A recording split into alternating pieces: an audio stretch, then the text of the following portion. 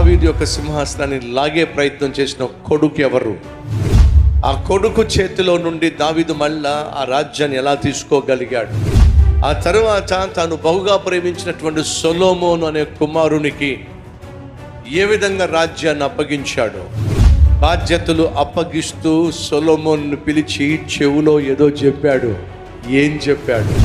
ఇంతకీ దావీదు చనిపోతూ సొలొమోనుకు చెవులో చెప్పింది ఏమిటి?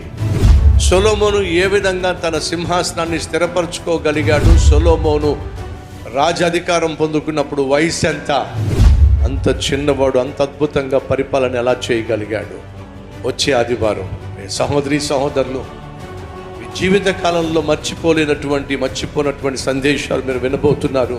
తండ్రులు తల్లులో, మన జీవిత ప్రయాణం ముగిసినప్పుడు మన పిల్లలకు అప్పగించాల్సిన బాధ్యతలు ఎలా అప్పగించాలి, ఏం చెప్పి అప్పగించాలి? అద్భుతమైన సందేశం వచ్చే ఆదివారం అసలు మిస్ కాకండి. ప్రతి ఆదివారం 6 గంటలకు, 10 గంటలకు, అలాగే సాయంత్రం 6 గంటలకు. స్థలం శ్రీ మాగంటి సీతారామదాసు లలితాంబ కళ్యాణ మండపం, నల్లజర్ల రోడ్, తాడేపల్లిగూడెం 2, ఆంధ్రప్రదేశ్.